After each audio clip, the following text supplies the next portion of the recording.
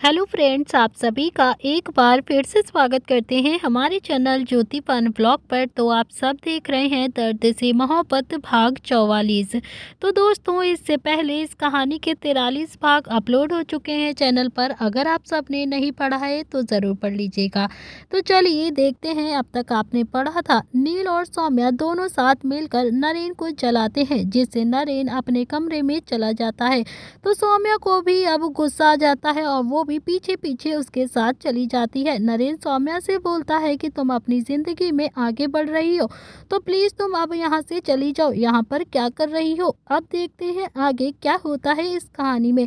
तो सौम्या को नरेन की बात सुनकर बहुत ज्यादा गुस्सा आ रहा था, फिर भी उसने नरेन की हालत पर थोड़ा सा तरस करते हुए धीरे से बोलती है कि दिमाग खराब है क्या आपका? आपको किसने कहा कि मैं नील से शादी कर रही हूँ? नील मुझसे 9 साल छोटा है, मेरी बेटी का जेठ लगता है, जेठ। मैं उससे शादी करूंगी क्या? दुनिया के बाकी मर्द मर गए हैं क्या जो मुझे नील ही मिलेगा?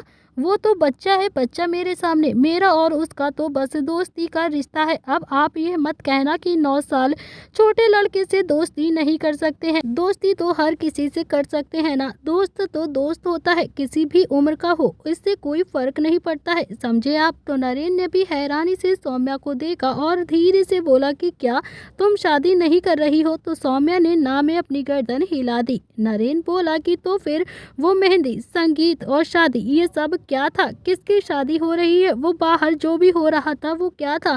नील किसी और से शादी कर रहा है क्या? तो सौम्या ने अपनी गर्दन हाँ में हिलाते हुए कहा कि नील अवनी से शादी कर रहा है। और वैसे आपने किसके मुंह से सुन लिया कि मेरी और नील की शादी होने वाली है? या फिर आपने मुझे नील को कभी भी ऐसी कंडीशन में देखा कि आपको ऐसा लगा हो कि हमारे बीच में कुछ गलत चल रहा है? बोलिए आप। तो नरेन के दिमाग में अब सब कुछ घूमने लगता है। उसने जब जब नील और सौम्या को साथ में देखा तो बस दोनों डांस ही कर रहे थे, इससे ज्यादा उन दोनों के बीच में कुछ भी नहीं था। तो नरेन बोलता है लेकिन मुझे लगा कि तुम नील से शादी कर रही हो। तो सौम्या बोली कि आपने खुद ही सोच लिया कि मैं नील से शादी कर रही हूँ। मैंने तो कभी नहीं कहा आपसे, जबकि मेरा और नील का तो कोई रिश्ता भी नहीं है। नील मेरे पास आता है तो मैं थोड़ा सा हंसती मुस्कुराती हूँ, इससे ज्यादा और कुछ भी नहीं। नील ने मुझे बहुत ज्यादा मोरल सपोर्ट दिया है, बस इसीलिए मुझे उसकी कंपनी बहुत अच्छी लगती है और हम दोनों साथ में बहुत खुश रहते हैं। इसका मतलब ये तो नहीं है कि आपको छोड़कर मैं उससे शादी करूंगी। बोलिए। तो नरेन अब काफी हद तक समझ चुका था कि मुझे कुछ ज्यादा ही गलत फहमी हो गई थी। सौम्या और नील बस दोस्त ही है और कुछ भी नहीं। तो सौम्या बोलती है कि अब आपकी गलत फहमी दूर हो गई हो तो अब मैं यहाँ से जाऊँ। तो नरेन ने अभी कोई भी रिएक्ट नहीं किया था। तो सौम्या भी वहाँ से खड़ी हुई और वहाँ से जाने लगी। तो सौम्या भी गेट का हैंडल छू पाती उससे पहले ही नरेन ने उसे घुमाकर अपने गले लगा लिया। इधर दूसरी तरफ सब डांस कर रहे थे। तो शुभ ने भी करीब 1 घंटा डांस करने के बाद दादी के पास आकर बोला कि दादी अब मैं जा रहा हूँ आपकी बहू को किडनैप करने के लिए, थोड़ा टाइम लग जाएगा तो परेशान मत होना। तो दादी अभी शुभ के बालों को ठीक करते हुए बोली कि अच्छे से जइयो, ढंग से जइयो, वरना तू अपनी टांग वहाँ पे लड़ा ना दियो। अवनी को किडनैप ऐसे करियो ताकि उसका मेकअप ना खराब हो, समझा? और हाँ, उसे बेहोश करने के चक्कर में सर पर कुछ मार मत दियो, समझा ना तू?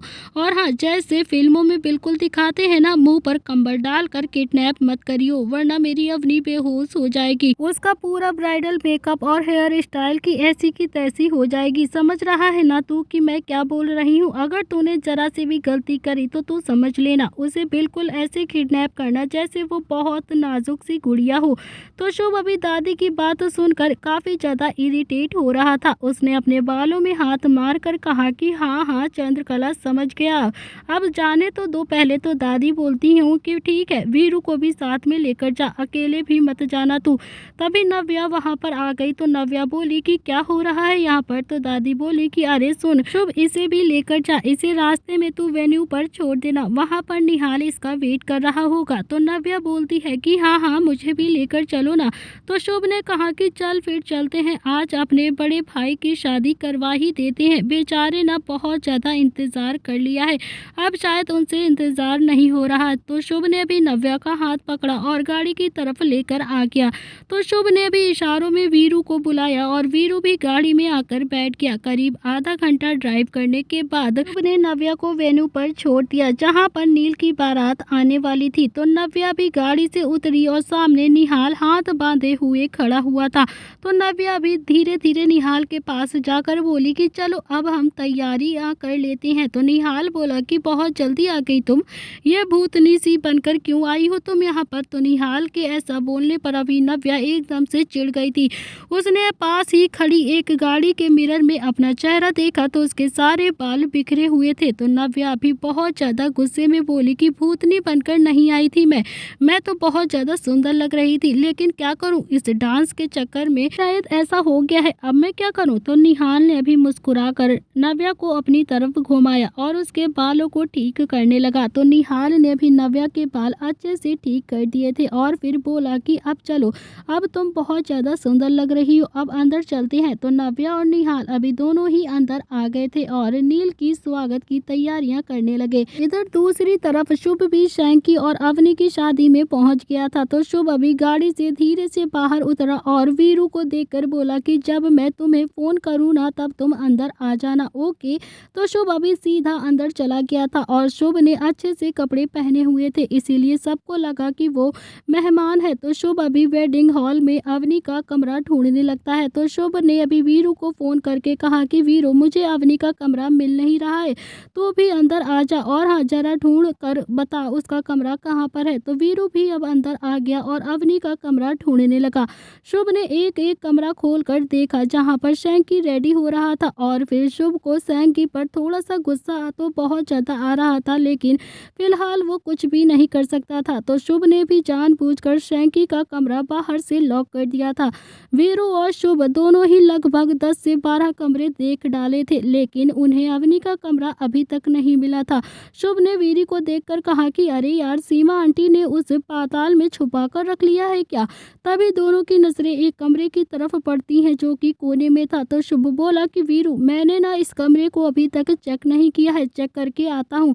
तो शुभ अभी उस कमरे की तरफ चला गया। तो शुभ ने कमरा हल्का सा खोल कर देखा तो अवनी के साथ वहाँ पर बहुत सारी लेडीज और लड़कियाँ भी मौजूद थीं जो आपस में बातें करते हुए खिलखिलाकर हंस रही थी। शुभ ने मन ही मन कहा कि मैं इन सब के सामने अवनी को कैसे किडनैप करूँगा यार। तो शुभ अभी वापस से वीरू के पास आकर बोला कि यार वीरू, अंदर तो बहुत सारी औरतें हैं, मैं सबके सामने अवनी को कैसे किडनैप करूँगा। तो वीरू और शुभ भी दोनों ही अपना दिमाग लगाने लगते हैं कि वो अवनी को कमरे से कैसे उन सारी औरतों के सामने से निकाले। तो अचानक से अभी शुभ जोर जोर से चिल्लाया, ऋषि कपूर आ गया, ऋषि कपूर आ गया। तो वीरू अभी हैरानी से शुभ को देख रहा था।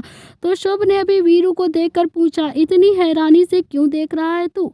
वीरू बोलता है कि सर, ऋषि कपूर तो कब का मर चुका है, आप उसका नाम क्यों ले रहे हैं। तो शुभ बोलता है, ओ अच्छा, रणधीर कपूर आ गया, रणधीर कपूर आ गया। तो सर वो भी मर चुका है, आप उसका मरे हुए का नाम क्यों ले रहे हैं। वीरू ने अपनी आईब्रो चढ़ाकर फिर से कहा, अरे तो फिर वो कौन है, बदतमीज दिल। शुभ ने भी थोड़ा जिज्ञासा के साथ पूछा। तो वीरू बोलता है कि सर वो रणबीर कपूर है, रणधीर कपूर नहीं। तो शुभ ने भी फिर से चिल्लाना शुरू किया, रणबीर कपूर आ गया। तो अवनी के कमरे में अभी जितनी भी औरतें और लड़कियां वहां पर मौजूद थी वो सब एक्साइटेड होकर जल्दी से बाहर आने लगी और सबको रणबीर कपूर को देखने की बहुत इच्छा हो रही थी। तो शुभ और वीरू एक वॉल के पीछे छुपकर उन औरतों को जाता हुआ देख रहे थे और जैसे ही वो औरतें चिल्लाते हुए मेन हॉल की तरफ भागी तो शुभ ने कहा कि वीरू, तू यहाँ पर रुक, मैं अभी अवनी को लेकर आता हूँ। तो शुभ अभी अवनी के कमरे में चला गया था। तो शुभ ने देखा तो उस कमरे में अभी कोई भी नहीं था। तो शुभ ने अभी अपने सर पर हाथ मार कर कहा कि ओ तेरी, रणबीर कपूर तो अवनी का भी फेवरेट हीरो है, वो भी उन औरतों के साथ ही तो बाहर नहीं भाग गई, अब क्या करूं मैं। तो शुभ ने अभी फिर से अपने दांत पीसते हुए खुद से कहा कि यार ये नील ना अवनी की शादी इतनी ज्यादा कॉम्प्लिकेटेड क्यों है। मेरा तो बैंड बज गया है यार, क्या करूं अब मैं। शुभ ने उस कमरे में रखा हुआ एक दुपट्टा अपने सर पर ओढ़कर उन औरतों के बीच में चला गया। उन औरतों के साथ अवनी भी बालकनी में झांक कर देख रही थी कि रणवीर कपूर कहाँ पर है। तभी शुभ ने अवनी का हाथ पीछे से पकड़ा और उसे घसीटता हुआ खींचते हुए कमरे में लेकर आ गया। तो अवनी को लगा कि शायद ये लड़का उसके साथ कोई बदतमीजी कर रहा है।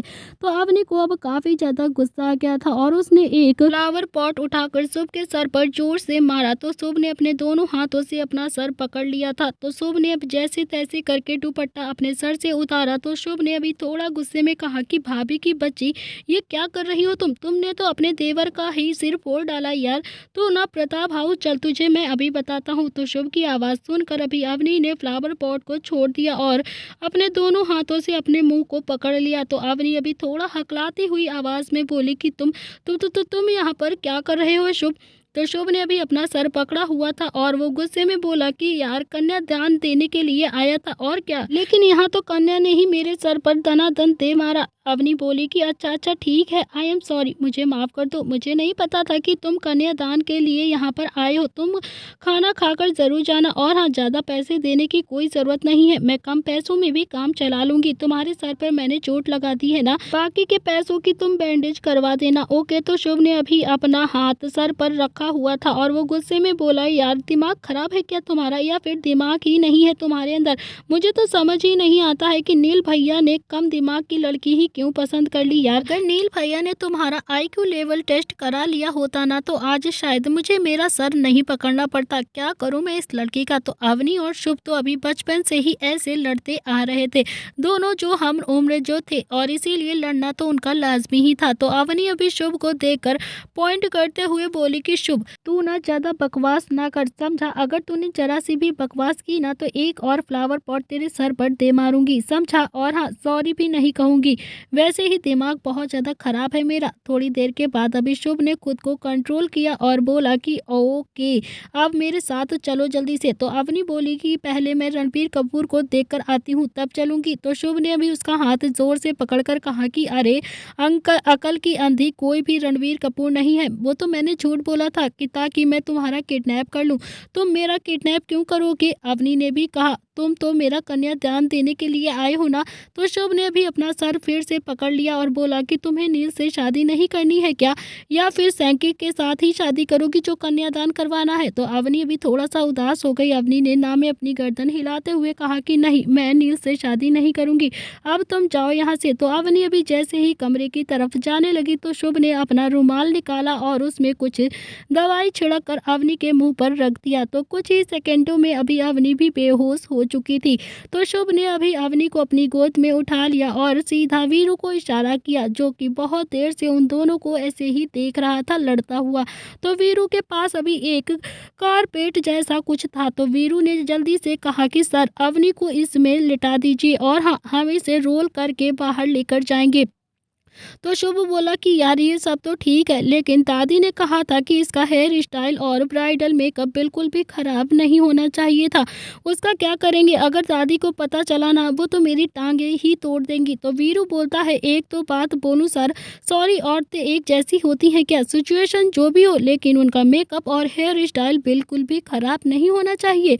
दादी को भी क्या ही ज़रूरत है, अब इस सिचुएशन में भी दादी को अवनी के मेकअप और हेयर स्टाइल की पड़ी है, हमसे पूछो, हमारी तो बैंड बजी हुई है। तो शुभ भी अभी वीरू की हाँ में हाँ मिलाता हुआ बोला कि हाँ देख लेंगे, मैं इतना रिस्क लेकर अवनी को किडनैप करने के लिए आया हूँ, ऊपर से कंडीशन भी दी है कि उसके हेयर स्टाइल और मेकअप खराब नहीं होना चाहिए। इतना बस का नहीं है मेरा। कुछ भी सोचकर अभी वीरू ने पास पड़ा हुआ एक पिंक कलर का पर्दा उठा लिया और फिर वीरू ने अवनी के पर्दे में अच्छे से कवर कर दिया था और फिर शुभ को देखकर बोला कि सर, अब आप चलिए, कोई भी पूछेगा कि ये कौन है तो कह देना कि मेरी वाइफ है, थोड़ा सा बेहोश हो गई है, इसने कुछ ड्रिंक कर लिया था, बस हॉस्पिटल लेकर जा रहा हूँ। इतना सुनकर वीरू ने भी अभी हाँ में गर्दन हिलाई और शुभ ने भी हाँ में अपनी गर्दन हिलाई और अवनी को गोद में उठाकर बाहर की तरफ आने लगे कि तभी रास्ते में एक वेटर मिला और बोला कि सर आप इन्हें लेकर कहाँ पर जा रहे हैं। तो शुभ ने अभी अपने एटीट्यूड के साथ कहा कि ये मेरी वाइफ है, तबीयत खराब हो गई है इसीलिए हॉस्पिटल लेकर जा रहा हूँ, अब तो आगे से हट जाओ ना। तो वेटर भी आगे से हट गया।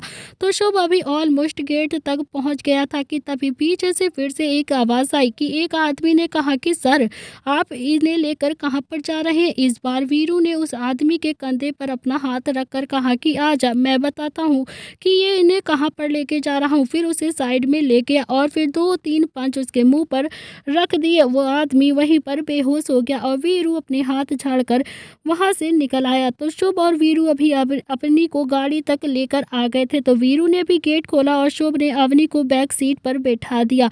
तो शुभ ने अभी अवनी के ऊपर डाला हुआ कपड़ा हटा दिया और उसके बाल ठीक करने लगा जो ऑलमोस्ट बिगड़ चुके थे। तो शुभ अभी अवनी के बालों को ठीक करता हुआ बोलता है कि हे भगवान अब क्या करूंगा, जिसका डर था वही हो गए इसके बाल मंजूलिका जैसे। अब ये मंजूलिका जब भी उठेगी ना तो मुझे कच्चा खा जाएगी, क्या करूं यार। इधर दूसरी तरफ नील जो बारात लेकर वेन्यू पर पहुंच गया था। तो नव्या और निहाल दोनों ही नील के वेलकम के लिए गेट पर ही खड़े हुए थे।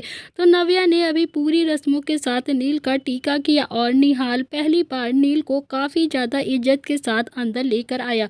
तो नील से अभी बिल्कुल भी रहा नहीं गया, तो उसने पूछ ही लिया कि क्या बात है निहाल, आज तो बड़ी ज्यादा इज्जत दी जा रही है यार, क्या करूं, हजम नहीं हो रहा मुझसे। तो निहाल बोलता है कि समझ ले आज पहली और आखिरी इज्जत दे रहा हूं तुझे, इसके बाद तो तुझे अभी फाइनली मेरा जीजा ही जो बन जाएगा। इधर दूसरी तरफ अभी सौम्या और नरेन का पैचअप हो चुका था। नरेन ने सौम्या को अपने आप से दूर तब तक नहीं किया था जब तक सौम्या ने पूरी तरह से उसे माफ नहीं कर दिया था। दोनों ही एक दूसरे के गले लगे थे और फिर थोड़ी देर के बाद नरेन और सौम्या भी शादी के लिए निकल चुके थे। इधर दूसरी तरफ नील जो स्टेज पर बैठकर निहाल और जय के साथ गप्पे लड़ा रहा था। आज नील काफी ज्यादा खुश था, शादी अजीब ढंग से हो रही थी इसीलिए रुद्र ने ज्यादा मेहमानों को इनवाइट नहीं किया था, बस कुछ खास ही मेहमान थे जो शादी में आए हुए थे। सारे मेहमान बहुत ही आराम से खाना खा रहे थे और पार्टी को एंजॉय कर रहे थे।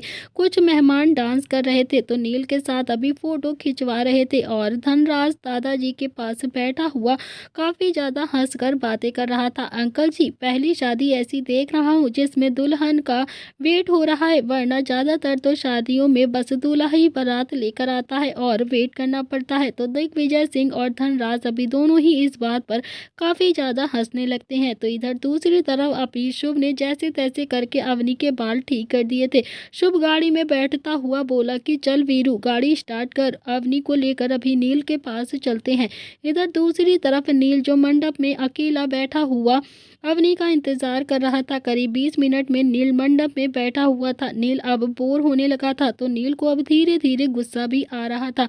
नील ने अभी 100 बार घड़ी देख ली थी लेकिन अवनी अभी तक नहीं आई थी। वैसे भी अगर अवनी उसके पास आती तो उसकी घड़ी में वाइब्रेशन स्टार्ट हो जाता था, जिससे नील को पहले ही पता चल जाता था कि अवनी उसके आसपास में ही है। नील का दिमाग अब काफी हद तक खराब हो चुका था। नील एकदम से खड़ा हो गया और गुस्से में इधर उधर चक्कर लगाने लगा। ज्यादातर मेहमान वहां से जा चुके थे और कुछ खास मेहमान ही अभी पार्टी में बचे हुए थे। नील ने अभी 10 मिनट चक्कर लगाकर रुद्र को घूर कर देखा जो कि अभी किट्टू की मेहंदी में अपना नाम ढूंढ रहा था। तो नील ने अभी पास रखी एक माला को उठाया और रुद्र के ऊपर फेंकते हुए बोला कि तुझसे कहा था ना कि तू जाकर किडनैप करके ले आ, लेकिन नहीं, भेजा तो तूने अपने छोटे शेर को। पता नहीं छोटा शेर उसे किडनैप भी करके ला रहा है या फिर नहीं।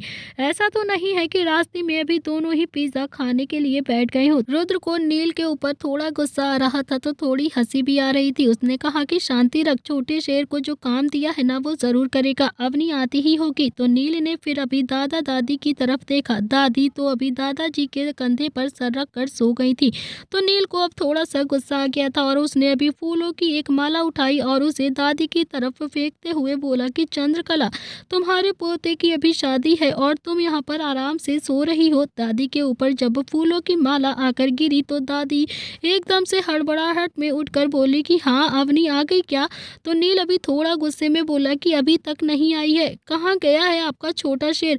लेने गया है या से छोड़ने? पता नहीं लेकर आएगा भी या नहीं। सच बता रहा हूँ चंद्रकला, अगर आज वो अवनी को लेकर नहीं आया तो मैं उसकी शादी दिशा से कभी नहीं होने दूंगा। ये सुनकर अभी निहाल जो जोर जोर से हंसने लगता है तो नील अभी मंडप से उतरकर निहाल के पास आया और उसकी गर्दन पर अपना एक हाथ लपेट कर दबाते हुए बोला कि साले, अपने साथ लेकर नहीं आ सकता था तू अवनी को? इतनी लंबी प्रोसेसिंग करनी जरूरी थी क्या? तू अगर लेकर आ जाता तो अब तक शादी हो चुकी होती। तो रुद्र अभी निहाल को छुड़ाते हुए बोलता है कि अच्छा अब ज्यादा हाइपर मत हो, वो दोनों आते ही होंगे। तो निहाल और नील अभी थोड़ा सा एक दूसरे से दूर हुए कि जानबूझकर निहाल खांसता हुआ बोला कि साले, अभी तो मेरा रिसेप्शन भी नहीं हुआ है और तू अपनी बहन की विधवा करेगा क्या? अब नरेन ने भी मौके पर चौका मारते हुए कहा कि इतनी भी क्या जल्दी है नील, दूसरों को तो तड़पाने में तुम्हें बहुत ज्यादा मजा आता है, अब थोड़ी सी तड़प तुम भी झेल लो ना, अवनी आती ही होगी, ज्यादा परेशान होने की जरूरत नहीं। नील वैसे ही काफी ज्यादा गुस्से में था, ऊपर से नरेन की बात उसके गुस्से की आग में घी का काम कर रही थी। तो लेकिन नील ने भी अपना गुस्सा दबाते हुए कहा कि मिस्टर राठौड़, आपका और सौम्या का पैचअप हो गया है ना, इसीलिए बात बनाना बहुत ज़्यादा आसान है। मगर मेरी जगह पर खड़े होकर देखिए आप, तब पता चलेगा आपको एक मिनट कैसे गुजर रहा है मेरा। वीरू ने भी अभी ड्राइविंग सीट को संभालते हुए गाड़ी स्टार्ट कर दी थी। करीब आधा घंटे के बाद अवनी को धीरे धीरे होश आने लगा था। तो अवनी ने भी जैसे तैसे अपनी आंखें धीरे से खोल कर देखा तो खुद को एक गाड़ी में पाया। तो अवनी ने अब शुभ और वीरू का चेहरा नहीं देखा था और वो जोर जोर से चिल्ला पड़ी। तो अवनी अभी इतनी ज्यादा तेज से चिल्लाई थी कि वीरू को गाड़ी साइड में रोकनी पड़ी। तो शुभ ने अभी पीछे देखा और अवनी से कहा कि यार चिल्ला क्यों रही हो तुम इतना ज्यादा? अवनी ने जब शुभ को देखा तो उसे थोड़ा सा गुस्सा आ गया। अवनी ने शुभ के सिर पर 3 से 4 मारते हुए कहा कि तुझे शर्म नहीं आती? तू मुझे मेरी ही शादी से किडनैप करके लेकर आ रहा है, तुझे तो मैं अभी बताती हूँ, रुक। तो अवनी अभी शुभ को मारे जा रही थी और शुभ जो खुद को बचाने की कोशिश कर रहा था।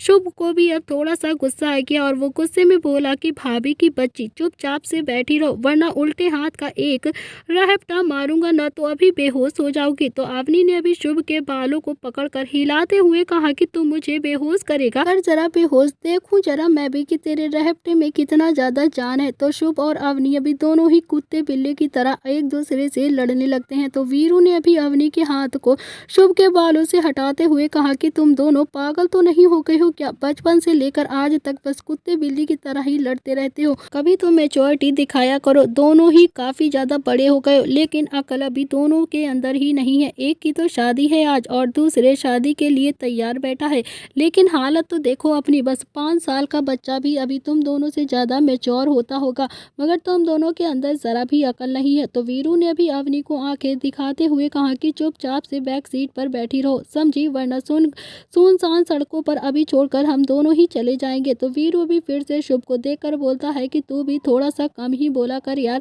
तेरी भाभी बन जाएगी आज ये, फिर क्या करेगा? तू ऐसे ही लड़ेगा क्या? थोड़ी तो इज्जत बख्श दे इसे। तो वीरू के डांटने से अब दोनों ही शांति से बैठ गए थे। करीब 20 मिनट के बाद वीरू ने गाड़ी वेन्यू के बाहर रोक दी थी। तो शुभ अभी गाड़ी से उतरा और अवनी की तरफ का गेट खोलते हुए बोला कि चलिए शहजादी उतरिए, आपका शहजादा आपका अंदर इंतजार कर रहा है। तो अवनी भी थोड़ा सा उदास हो गई थी। अवनी को काफी ज्यादा डर सता रहा था कि अगर उसने नील के साथ शादी कर ली और नील को उस वीडियो का सच पता चलेगा तो कहीं वो उसे छोड़ ना दे, तब क्या होगा। लेकिन इस वक्त अवनी ने डिसाइड कर लिया था कि वो नील को सब कुछ सच बता देगी और उसके बाद नील का जो भी फैसला होगा उसे मंजूर होगा।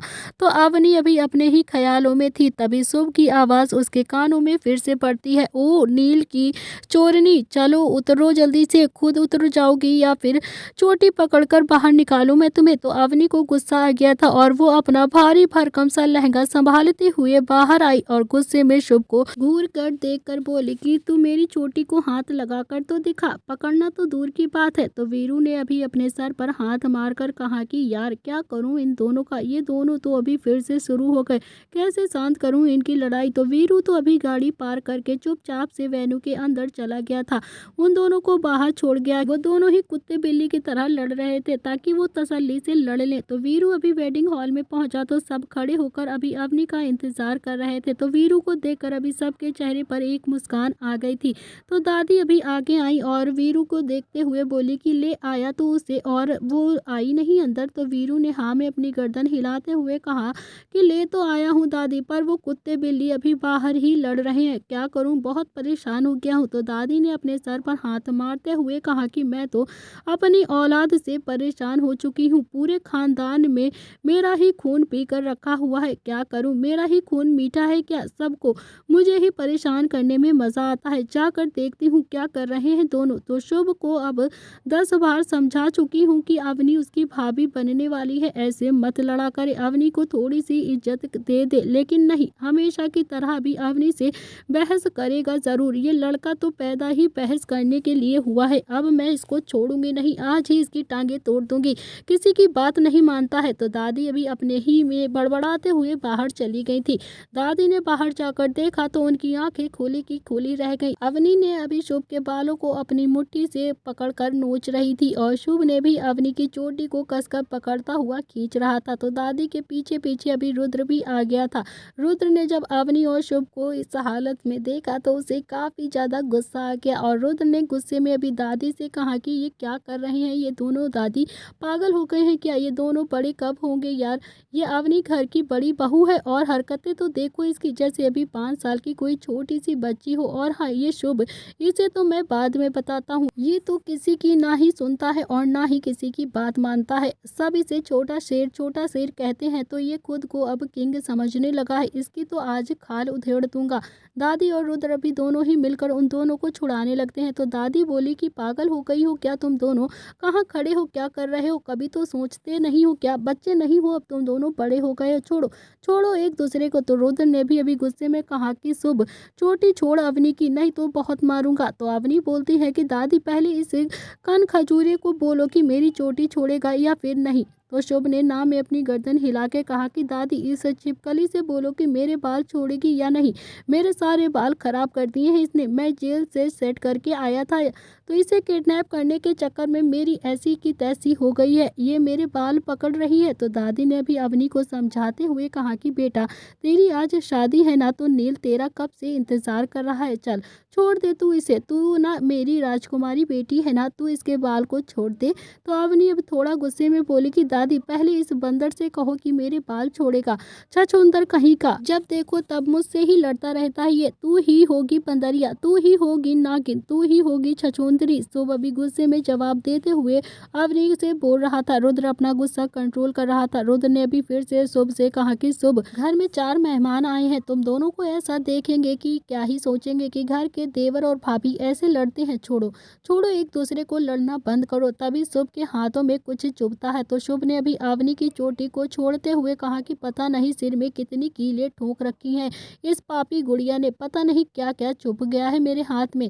तो अवनी ने भी अभी शुभ के बाल छोड़ते हुए कहा कि पिन कहते हैं इसे, पिन, जब दिशा के बालों में हाथ फेरोगे ना तब नहीं चुभेगा तुम्हें। तो दादी ने भी अवनी के बालों को ठीक करते हुए कहा कि हे भगवान क्या कर दिया है तूने अपने मेकअप का और बालों का, ऐसी शादी करेगी क्या। तो अवनी अभी थोड़ा गुस्से में बोलती है कि आपने ही तो भेजा था ऐसे बंदर को मुझे लाने के लिए, ऐसे देखो ना क्या हालत कर दी है इसने मेरी, इसकी। तो इतना कहकर अभी अवनी गुस्से में शुभ की तरफ बढ़ने लगती है। तो शुभ अभी रुद्र के पीछे चुप कर कहने लगा कि वाह वाह जी वाह, एक तो किडनैप करो और 2 दिलों को मिलाओ और फिर हाँ गालियां भी खाओ। तो दादी अभी अवनी को अंदर ले जाते हुए बोलती है कि अच्छा तो चल, मैंने ना एक ब्यूटिशियन को रोक रखा है और हाँ वो तेरा अच्छे से मेकअप ठीक से कर देगी, फिर तू मंडप में बैठ जाना। तो शुभ ने अभी जाती हुई अवनी को आवाज लगाते हुए कहा कि हाँ हाँ चली जा, मेरी बदौलत नील से शादी कर रही है तू, नहीं तो पड़ी होती शैंकी के साथ, तुझे ना एहसान मानना चाहिए, वरना उस टैंकी के साथ पड़ी रहती तू और फिर तुझे वो अपनी उंगलियों पर डांस करवाता। अवनी ने भी पलट कर अभी शुभ को पॉइंट करते हुए कहा कि कुत्ते चुप हो जा,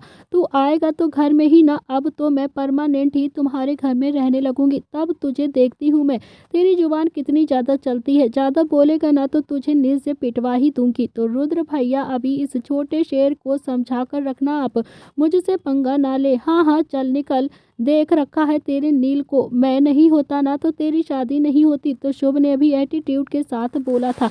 रुद्र ने भी अभी अवनी के सामने हाथ जोड़कर कहा कि हाँ देवी माँ, जाओ, भाभी बन गई हो, अब जाओ अंदर जाओ, नील बहुत देर से वेट कर रहा है। तो अवनी अभी चली जाती है और शुभ हंसने लगता है। रुद्र ने घूर कर अभी शुभ को देखा और बोला कि क्यों लड़ता है तू उससे, तुझे नहीं पता कि वो तेरी बड़ी भाभी है और वो भी सबसे बड़ी, समझा।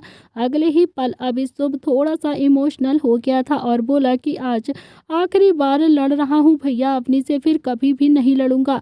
अब हमारी दोस्ती रिश्तेदारी में जो बदल गई है, तो अवनी अब मेरी भाभी बन गई है। अब तो मैं कभी भी उसे बंदरिया, चुईया और कुछ भी नहीं कह पाऊंगा। यार अब तो बहुत ज़्यादा बुरा लग रहा है, इसीलिए आज ही सारी कसर निकाल ली मैंने। तो शुभ को इतना ज़्यादा इमोशनल देकर अभी रुद्र ने उसे अपने सीने से लगा लिया। रुद्र शुभ के कमर को रब करते हुए बोला, थोड़ा बहुत लड़ लियो, लेकिन हाँ इतना नहीं जितना कि आज लड़े हो, समझा ना तू। तो शुभ ने हाँ में अपनी गर्दन हिलाते हुए कहा कि अब चलिए नील भैया की भी शक्ल देख लेते हैं, सूख कर पिचका हुआ आम हो गई होगी। और शुभ जोर जोर से हंसने लगता है। फिर रुद्र और शुभ भी अंदर चले गए। तो नील अभी मंडप में बैठा हुआ अवनी का इंतजार कर रहा था। अवनी, दिशा, किट्टू, सौम्या, नव्या के साथ अभी मंडप की तरफ आ रही थी।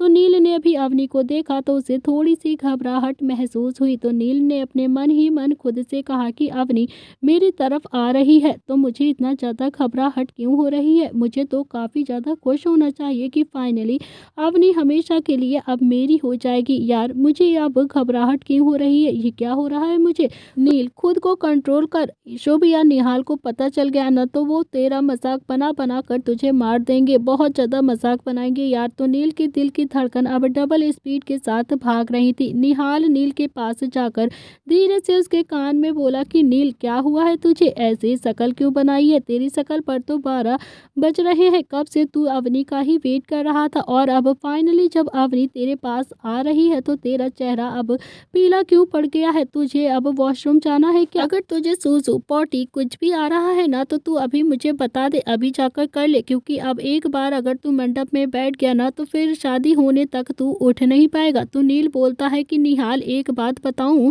तू प्लीज़ किसी को भी मत बताइयो, समझा। तो प्लीज़ यार आज ना मजाक मत बनाना मेरा। निहाल ने भी किसी शरीफ दोस्त की तरह ही कहा कि हाँ हाँ मुझे बता कि क्या हुआ है, तू इतना ज़्यादा परेशान क्यों है, मैं बिल्कुल भी मजाक नहीं बनाऊंगा। लेकिन हाँ अंदर ही अंदर निहाल सोच रहा था कि आज तो नील तू गया, आज तेरा मजाक बहुत बनाऊंगा। नील बोलता है कि यार मुझे घबराहट हो रही है, पहली बार शादी कर रहा हूँ ना। तो निहाल को अब काफ़ी ज़्यादा हंसी आ गई और वो हंसते हुए बोला कि हाँ हाँ हमने तो सेंचुरी मार रखी है ना शादी करके, तेरी तो फिर भी कितनी अच्छे से शादी हो रही है, मैंने तो लड़ते लड़ते फेरे लिए थे। थोड़ी देर में अवनी अभी मंडप तक आ गई थी। तो नील ने अपना एक हाथ अवनी की तरफ बढ़ाया और अवनी ने भी उस हाथ को थाम लिया। तो नील और अवनी को लेकर सीधा मंडप में आकर बैठ गया। होए होए होए, मेरे यार, मेरी दौलत, मेरा यार की तबाही, मेरा प्यार दोनों के हक में देता है गवाही। नील और अवनी अभी दोनों ही मंडप में बैठे हुए थे और तेज आवाज में गाना चल रहा था। दोनों ही अभी अग्नि कुंड के सामने फेरों की विधि करने लगते हैं। तो नील बेशक अब थोड़ा सा नर्वस था पर खुश काफी ज्यादा था। खुश तो वो अवनी भी बहुत ज्यादा थी, लेकिन उसे डर भी लग रहा था। उसे लगा कि जब नील वो वीडियो के बारे में पता चलेगा तो वो पता नहीं कैसे रिएक्ट करेगा। तो पंडित जी ने अभी अवनी और नील का गठबंधन करने के लिए दादी को बुलाया। तो दादी ने अभी अवनी और नील का गठबंधन कर दिया था। पंडित जी ने भी नील और अवनी को अभी फेरे लेने के लिए खड़ा किया। तो नील एकदम से खड़ा हुआ और उसने फिर से अवनी की तरफ अपना हाथ बढ़ाया उसे उठाने के लिए। तो अवनी ने भी अभी नील का हाथ थाम लिया और वो भी खड़ी हो गई। तो नील अभी आगे आगे चल रहा था और अवनी उसके पीछे पीछे चल रही थी।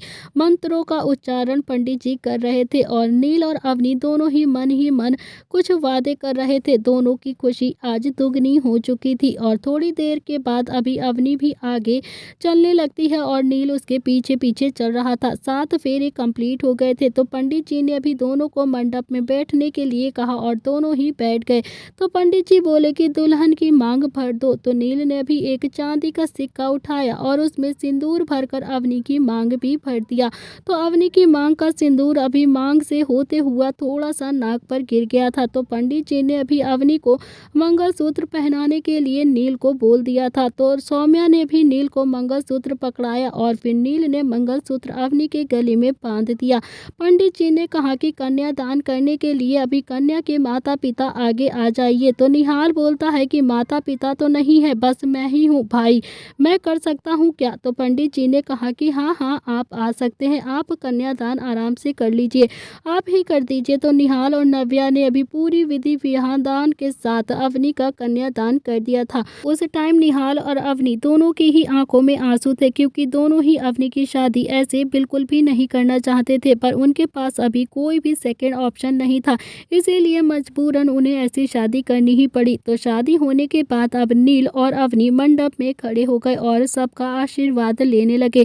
सबका आशीर्वाद लेने के बाद अभी नील ने अवनी के माथे को चूम लिया था। तो शुभ ने अभी थोड़ा सा जलाते हुए कहा कि फाइनली नील और अवनी की शादी हो ही गई, आखिर बीरबल की खिचड़ी पक ही गई। कितना मुश्किल था यार, मगर चलो अब अच्छा ही है कि अब इन दोनों की झंझट खत्म हुई। तो निहाल भी अभी आगे आया और बोला कि दादी अब जल्दी से मेरा भी रिसेप्शन करा दो ना प्लीज़। तो शुभ भी बोला कि हाँ हाँ दादी, और मेरी और दिशा की सगाई भी करा दो। वैसे आप शादी करोगी तो भी मुझे कोई दिक्कत नहीं है, अगर आप शादी करना चाहती हो तो मैं कर सकता हूँ, लेकिन मैं जानता हूँ मेरे दोनों बड़े भाई मेरी शादी नहीं होने देंगे, तो आप सगाई ही कर दो। तो दादी जी अभी आगे आए और बोलते हैं कि ठीक है, कुछ दिनों बाद ग्रैंड पार्टी रखेंगे और निहाल का रिसेप्शन और नील का रिसेप्शन और शुभ की सगाई उसी दिन सारी चीज़ें कर देंगे। ठीक है, अब तो सब लोग खुश हैं। तो सब एक साथ काफ़ी ज़्यादा खुश हो गए।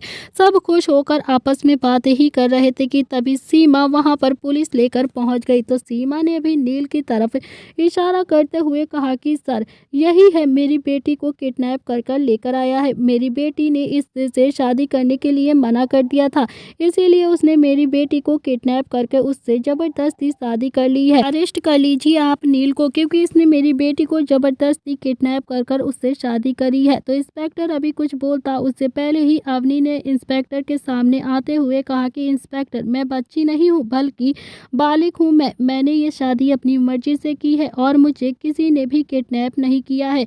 मैंने अपनी मर्जी से ये शादी की है, बल्कि मैं खुद ही अपनी शादी से भागकर आई हूँ। मेरी मॉम मेरी शादी जबरदस्ती उस प्ले बॉय से करना चाहती है जो कि मेरे साथ बदतमीजी करता है, जबरदस्ती करना चाहता है। सीमा ने तो सोचा भी नहीं था कि अवनी उसके खिलाफ जाएगी। तो सीमा ने भी धीरे से अवनी के कान में कहा कि क्या कह रही हो अवनी तुम? अगर शैंकी ने वो वीडियो नील को दिखा दी तो क्या होगा? नील तुम्हें छोड़ देगा, नील तुम्हें घर से बाहर निकाल देगा और पूरा प्रताप परिवार तुम पर थू थू करेगा, कोई तुम्हें एक्सेप्ट नहीं करेगा। तो अवनी बोलती है कि अब जो होगा देखा जाएगा मम, मुझे कोई फर्क नहीं पड़ता है। इंस्पेक्टर बोला कि देखिए मिस सीमा राजपूत, अवनी अगर बालिग है तो अपनी पसंद से शादी करना उसका पूरा हक बनता है, इसमें हम कुछ भी नहीं कर सकते हैं और ना ही आप कुछ कर सकती हैं। तो इंस्पेक्टर वहां से चला गया और सीमा इस वक्त बहुत ज़्यादा गुस्से में थी। तो सीमा ने भी गुस्से में बोला कि अवनी तुमने बिल्कुल ठीक नहीं किया है, शैंकी तुझे और नील को खुश नहीं रहने देगा, देख लेना कुछ ना कुछ ज़रूर करेगा, वो तुम दोनों की खुशियाँ छीन लेगा, तुम दोनों को ही बर्बाद कर देगा, एक दूसरे के साथ बिल्कुल नहीं रहने देगा। तो नील को अब सीमा की बात पर बहुत ज़्यादा गुस्सा आ गया था। नील थोड़ा गुस्से में बोला कि आप मेरी सास बन गई हैं, इसीलिए मैं आपकी इज्जत कर रहा हूँ, और रही बात शैंकी की, उसे तो मैं छोड़ूंगा नहीं, मैं उसकी सच्चाई जानता हूँ, पता है मुझे वो कैसा लड़का है। तभी वहाँ पर सुधीर भी आ गया। तो सुधीर ने भी सीमा को वहाँ से ले जाते हुए कहा कि सीमा समझने की कोशिश करो, तुम क्यों बच्चों को ऐसे परेशान कर रही हो? अब अवनी की शादी हो गई है, नील अब हमारा जमाई बन गया है और तुम नील से ऐसे बात नहीं कर सकती हो, तुम्हें कोई हक नहीं है उससे बदतमीजी करने का। तो सीमा को अब गुस्सा आ गया और उसने सुधीर का हाथ जोर से झटक कर कहा कि नील और अवनी ने मेरी इंसल्ट की है, सबके सामने उसने मुझे नीचा दिखाया है, नील ने मेरी बेटी को भड़का दिया है और मेरी बेटी मेरे खिलाफ हो गई है, मैं ऐसा कभी नहीं होने दूंगी। तो रुद्र बोलता है कि अंकल जी आंटी को आप यहाँ से लेकर जाइए, अगर यहाँ पर रहेंगी तो झगड़ा और ज़्यादा बढ़ जाएगा। तो सीमा की आंखों में अब आंसू आ गए थे और गुस्से से लाल हो गई थी। तो सीमा ने रोते हुए कहा तुम सब बिल्कुल ठीक नहीं कर रहे हो मेरे साथ, तुम सब इस बात के लिए बहुत ज़्यादा पछताओगे। मैं अपनी बेटी की शादी नील से कभी भी नहीं करना चाहती थी, लेकिन तुम सब ने मेरी बेटी की शादी ज़बरदस्ती उसके साथ करा दी है। मेरी अवनी को तुम दोनों ने भड़का दिया है। बद्दुआ है मेरी प्रताप खानदान के लिए, कभी खुश नहीं रहेगा तुम्हारा परिवार। तभी सीमा के गाल पर एक जोरदार चांटा लगा, चटाक। तो सीमा ने अपनी आंख उठाकर देखा तो दादी ने उसे एक थप्पड़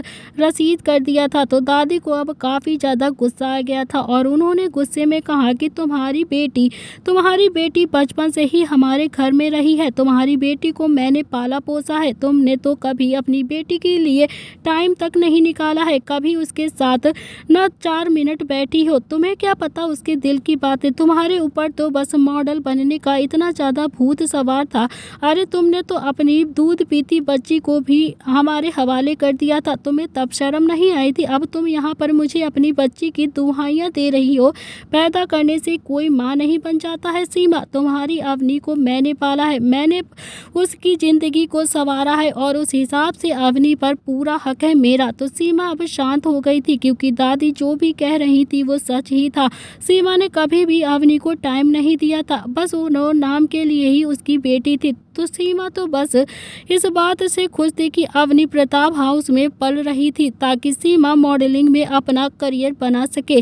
तो सीमा ने अभी दूसरा बच्चा भी इसीलिए नहीं किया था क्योंकि उसे तो अपना फिगर मेंटेन रखना था, उसे अपनी खुशियां चाहिए थी, ना कि अवनी की। तो दादाजी ने भी अब थोड़ा सख्ती से सुधीर को देखकर कहा कि सुधीर, सीमा को यहाँ से लेकर चले जाओ, वरना चंद्रकला को संभालना बहुत ज़्यादा मुश्किल हो जाएगा। तुम भी जानते हो कि वो सच कह रही है, जो भी कह रही है।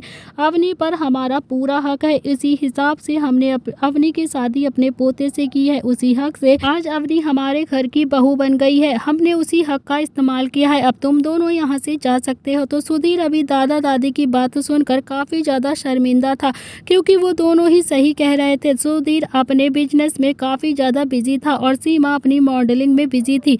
वो अपना करियर बनाने में इतना ज़्यादा बिजी थी, उसे अवनी की बिल्कुल चलता नहीं थी। इसी के चलते दोनों ने अवनी को प्रताप हाउस में छोड़ दिया था। सुधीर ने अपने हाथ जोड़कर कहा कि अंकल आंटी, मैं काफ़ी ज़्यादा शर्मिंदा हूँ। हमारी वजह से अवनी और नील की ज़िंदगी में कोई अड़चन नहीं आएगी। हम आज ही यहाँ से जा रहे हैं। तो सुधीर ने भी गुस्से में सीमा का हाथ पकड़ा और उसे घसीटता हुआ खींचता हुआ बाहर लेकर आ गया। तो शुभ ने अभी सुधीर और सीमा के जाते ही अपनी हंसी हंसकर कहा कि हमारा घर भी क्या स्टार प्लस के टीवी के सीरियल जैसा हो गया है। कितना ज़्यादा मज़ा आ रहा है। रोमांटिक, ड्रामा, सीरियस सब कुछ है। कहीं पार्टी बिना किसी ड्रामे की होती है क्या? तो सुधीर ने भी अभी सीमा को जबरदस्ती गाड़ी में बैठाया, लेकिन सीमा गाड़ी में नहीं बैठना चाहती थी। तो सुधीर को अब काफ़ी ज़्यादा गुस्सा आ गया था सीमा पर और उसने अभी बोनेट पर अपना हाथ जोर से मारकर कहा कि आखिर और कितनी बेइज्जती कराना चाहती हो तुम मेरी? कितनी बार तुम्हें मना किया है अपनी हद में रहो। मेरी ज़िंदगी का सबसे खराब डिसीज़न यही था कि मैंने तुमसे शादी की सीमा।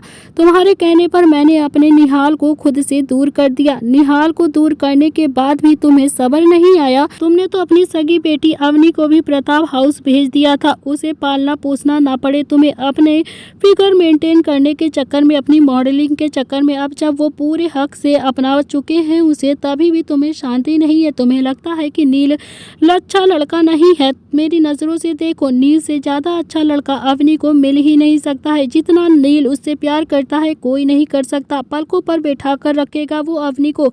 सीमा अब काफ़ी ज़्यादा रो रही थी। तो दादी ने आज सीमा को आईना जो दिखा दिया था। तो सुधीर बोलता है कि सीमा चुपचाप से अब गाड़ी में बैठो, वरना सच कह रहा हूँ मेरा गुस्सा मेरे कंट्रोल से बाहर चला जाएगा। सीमा ना चाहते हुए भी गाड़ी में आकर बैठ जाती है और अगले ही पल गाड़ी हवा से बातें करने लगती है। तेज स्पीड के साथ सीमा और सुधीर की गाड़ी वहाँ से चली गई। तो दादी ने अभी इधर नील को देखकर कहा कि तेरी शादी तो इस सदी की सबसे महान शादी है, जो बहुत ही अजीब और गरीब तरीके से हुई है। तेरी शादी तो जीनियस बुक में रिकॉर्ड होगी यार। तो शुभ ने मुस्कुराकर कहा कि हाँ दादी, बिल्कुल ठीक कहा आपने। थोड़ा हंसी मजाक करने के बाद अभी सभी प्रताप हाउस के लिए निकल गए थे। थोड़ी देर के बाद ही अवनी और नील गेट पर खड़े थे और दादी उनकी आरती उतार रही थी। तो दादी ने अभी एक रोली का थाल निहाल अवनी की तरफ बढ़ाते हुए कहा कि अवनी, अपने दोनों ही हाथों पर इस थाल में डुबाकर दीवार पर छाप दो। तो दादी ने अभी पूरी रीति रिवाजों के साथ अवनी को घर के अंदर लेकर आ चुकी थी। किट्टू अभी अवनी के सारे रिचुअल को देख रही थी। कहीं ना कहीं किट्टू को दिल ही दिल में अब थोड़ा सा दर्द हो रहा था, क्योंकि उसका तो ऐसे स्वागत बिल्कुल भी नहीं किया गया था।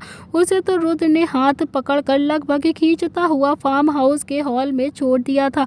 उसके बाद 3 महीने तक रुद्र ने किट्टू को बहुत ज्यादा टॉर्चर किया था। किट्टू की आंखें एकदम से नम हो चुकी थी। रुद्र ने जब किट्टू को देखा तो उसे समझ आ गया था कि किट्टू को अब पुरानी बातें याद आ गई हैं।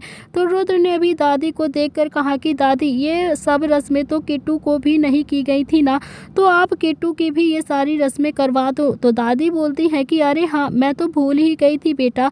दादी ने अभी किट्टू को अपने पास बुलाया और वही थाल देकर कहा कि ले किट्टू, तू भी इसमें हाथ डुबाकर दीवार पर थाप लगा दे। तो किट्टू के चेहरे पर भी थोड़ी सी मुस्कुराहट आ गई थी, देर से ही सही, लेकिन उसका आज पूरी रीति रिवाज के साथ एक बहू की तरह स्वागत हो रहा था। तो किट्टू ने भी जल्दी से अपने हाथ थाल में डुबाए और दीवार पर थापे लगा दी।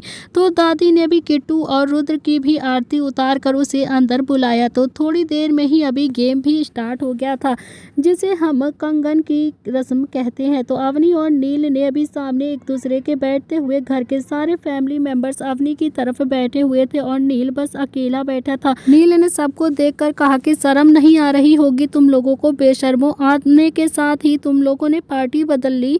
एक तो मेरी साइड आ जाओ प्लीज। तो रुद्र अभी नील के पास बैठता हुआ बोला कि चल, मैं तेरे साथ हूँ, टेंशन मत ले, हम दोनों भाई ही इन सब पर भारी हैं।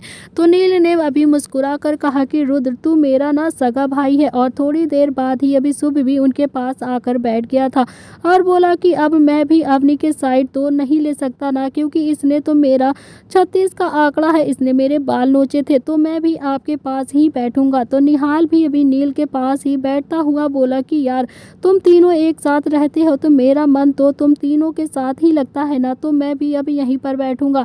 थोड़ी देर में ही अब गेम भी स्टार्ट हो गया था। तो नील और अवनी अभी दोनों ही दूध के थाल में हाथ डालकर रिंग ढूंढ रहे थे। जब नील जीतता तो चारों लड़के एकदम से चिल्लाते हुए हंसने लगते। जब अवनी जीत जाती तो घर की सारी औरतें चिल्लाती। तभी 3 बार अभी अवनी जीत कर 4 बार नील ने जीता था। तो फाइनली अभी गेम खत्म हो गया था और दादी ने कहा कि रुद्र, अब तू भी किट्टू के साथ खेल ले। अब किट्टू और रुद्र खेलने लगते हैं। तो रुद्र ने भी 7 बार किट्टू को ही जितवा दिया था, क्योंकि किट्टू जितनी बार जीतती उतना ही ज़्यादा खुश हो जाती और किट्टू को खुश देखकर रुद्र भी काफ़ी ज़्यादा खुश होता। तो रुद्र को अब खुद नहीं पता था कि वो किट्टू को किस कदर तक प्यार करने लगा है। इतना कि किट्टू की आंखों में अगर हल्की सी भी नमी आती तो रुद्र का दिल एकदम से धड़कना बंद कर देता था। तो दादी ने जब देखा कि किट्टू जीत गई है तो रुद्र के सर पर अपना हाथ मार कर रख कर बोला कि कब इतना ज़्यादा समझदार हो गया तू, मुझे तो पता ही नहीं चला। तो रुद्र ने भी कुछ भी नहीं कहा, बस एक मीठी सी मुस्कान दादी को पास कर दी। तो नील ने भी रुद्र की बाजू को पकड़ा और साइड में ले जाते हुए कहा कि क्या बात है तू, यार एक बार भी नहीं जीता तू। रुद्र बोलता है कि नील, तू तो जानता ही है कि मेरे खोखले अभिमान की वजह से किट्टू कोई भी रस्म नहीं कर पाई थी और मैंने उसे कितना ज़्यादा टॉर्चर किया है। अगर मेरे हारने से वो थोड़ा सा भी खुश होती है तो मैं सारी ज़िंदगी ऐसे हारने के लिए तैयार हूँ। बस मेरा लिटिल खरगोश हमेशा ही ऐसे खुश रहे। मेरे लिटिल खरगोश ने बहुत कुछ सहा है, बहुत ज़्यादा टॉर्चर सहा है उसने, मेरा भी बिना आहें निकाले सहा है उसने। तभी दादी ने भी नील को देखकर कहा कि तू अभी ना अवनी को अपने कमरे में नहीं ले जा सकता, इसीलिए तू निहाल के कमरे में निहाल के पास जाकर रेस्ट कर ले, समझा। तो निहाल को अब थोड़ा सा गुस्सा आ गया था और वो दादी से बोला कि मैं तो खुद अभी नव्या के कमरे में जा रहा हूँ दादी। दादी अभी थोड़ी सी चिढ़ कर बोलती हैं कि जिसे जहाँ मरना है मरो, लेकिन नील तू अभी अवनी के कमरे में नहीं जा सकता, समझा। तो नील ने अभी दोनों ही हाथ हवा में फैला दिए, जैसे कह रहा हो कि दादी यार ये क्या बात होती है, मैं क्यों नहीं जा सकता। तो नील की शादी में अभी सबने बहुत ज़्यादा मेहनत की थी, इसीलिए सबने अपने कमरे का रुख ले लिया था। निहाल जब नव्या के कमरे में गया तो नव्या अभी बेसुध होकर सो रही थी। तो निहाल को अब नव्या पर थोड़ा सा गुस्सा तो आ रहा था, लेकिन वो समझ सकता था कि नव्या भी पूरी रात सोई नहीं थी और वो काफ़ी ज़्यादा थक गई होगी, इसीलिए निहाल भी वॉशरूम में फ्रेश होने के लिए चला गया। और थोड़ी देर बाद निहाल कमरे में आया और नव्या को पीछे से गले लगाते हुए उसी के बगल में आकर सो गया।